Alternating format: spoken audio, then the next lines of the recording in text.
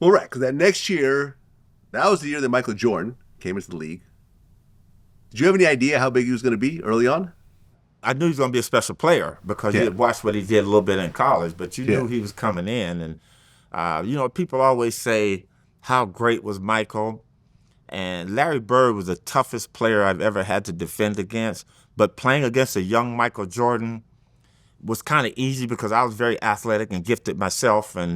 But the one thing I'll say about Michael, I am so glad that I never got the chance to play against him as he got older, because when players really find out and understand this game, Kobe, LeBron James, Michael Jordan, when they really, really get the the antidote down on how to play this game, that's when them guys are very difficult to guard. So Hmm. I wasn't on the team in 90 when the Bulls beat the Lakers, 90-91 championship.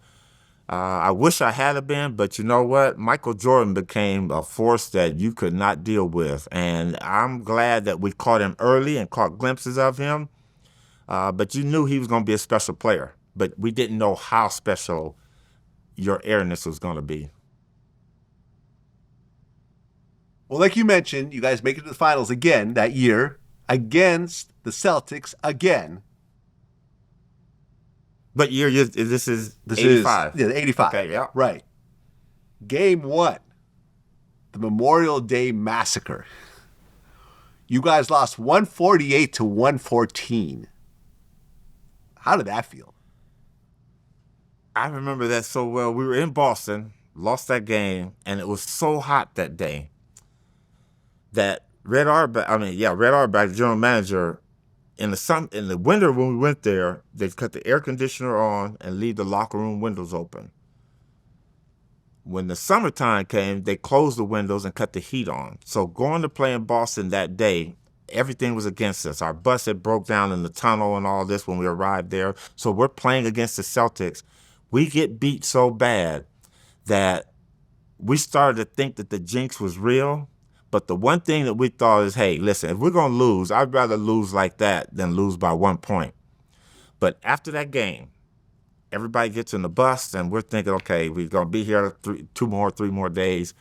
Let's go get something to eat and recoup.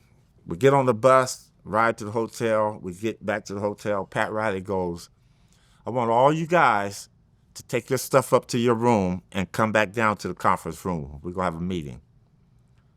And that's the first time he'd ever done anything like that. We figure, hey, we lost by so much, coach. We'll make that up.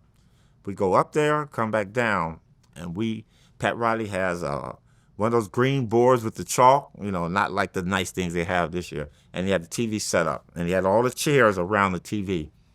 We watched that game twice. Every time you made a mistake, he clicked it back 3 times. So when you saw something, I saw something coming up, I would go, oh my God, he's going to flip it back.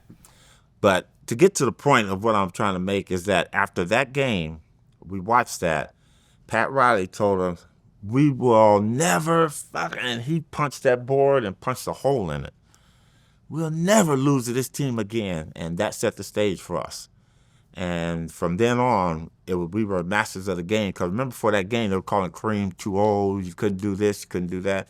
I had to listen to that maniac Cedric Maxwell cornbread. The Lakers aren't the Lakers, they the fakers. And you had to hear Cedric, he ain't no magic, he's tragic magic. Ooh. And we heard all this stuff, man. And you know what? We took all that, and that was what they call locker room board material. And we put that up there, and we came out with a vengeance. And to win that championship that year, we felt we had eradicated all the ghosts of all the 8 times the other Lakers championship. Jerry West was our general manager, never went to the game when we played Boston. Jerry would travel with us when we played other teams, never went. And for us to eventually win that series was just, it was like a weight had been lifted off the Lakers organization's shoulder because the Boston Celtics they weren't that intimidating figure. They weren't that unbeatable beast. They were just another team that wore green that we finally kicked their ass.